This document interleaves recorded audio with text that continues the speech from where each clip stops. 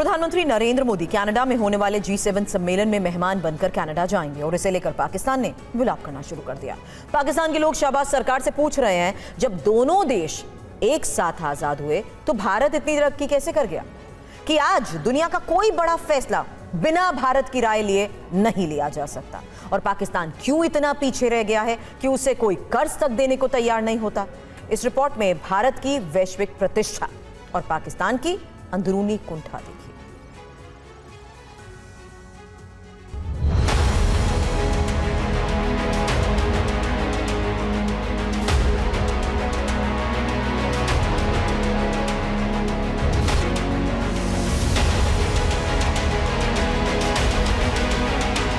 Canada के प्रधानमंत्री mark Carney से सवाल पूछा गया कि उन्होंने G7 सम्मेलन में प्रधानमंत्री नरेंद्र मोदी को निमंत्रण क्यों दिया।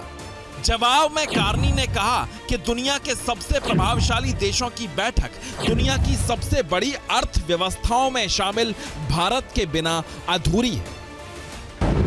कनाडा के अल्बर्टा प्रांत में 15 से 17 जून के बीच G7 सम्मेलन होने जा रहा है। कनाडा इस साल G7 समूह का अध्यक्ष देश है।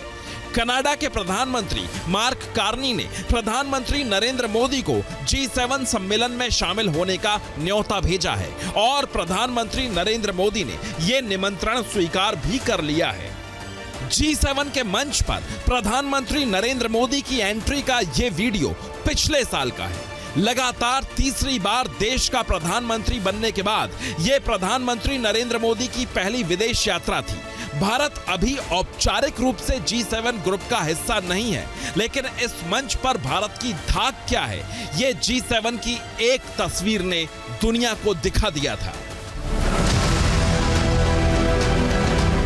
प्रधानमंत्री नरेंद्र मोदी मंच के बीचों बीच थे। इस तस्वीर ने पाकिस्तान को कई दिन तक सोने नहीं दिया था। कई दिन तक पाकिस्तान के मीडिया में पाकिस्तान में G7 के मंच पर भारत के बढ़ते प्रभाव पर चर्चा होती रही, लेकिन इस बार तो G7 से पहले ही ये चर्चा शुरू हो गई है। सुना आपने, पाकिस्तान के आम लोग तक जानते हैं कि दुनिया के सबसे अमीर और ताकतवर देशों की कोई भी बैठक भारत के बिना क्यों अधूरी है और क्यों पाकिस्तान को किसी भी ग्लोबल मंच पर कोई रत्ती भर भी अहमियत नहीं देता।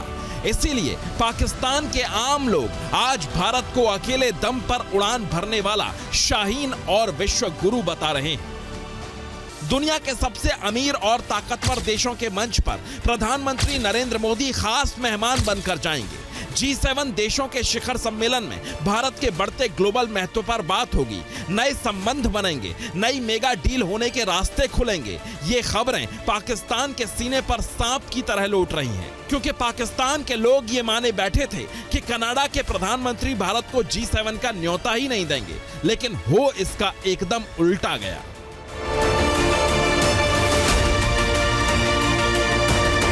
पाकिस्तान का दिन में आंखें खोलकर देखा गया ख्वाब झन से टूट गया है। कनाडा के पीएम मार्क कार्नी ने खुद प्रधानमंत्री नरेंद्र मोदी को फोन करके G7 के लिए कनाडा आने का न्योता दिया। अब पाकिस्तान के ट्रोलर समझ नहीं पा रहे, करें तो क्या करें। G7 समिट में 7 देश America, France, Japan, Italy, Britain, Germany और कनाडा की भागीदारी है। भारत G7 का हिस्सा नहीं है, लेकिन भारतवर्ष इस समिट में हिस्सा लेगा। पाकिस्तान में इसी बात की चर्चा सबसे ज्यादा हो रही है।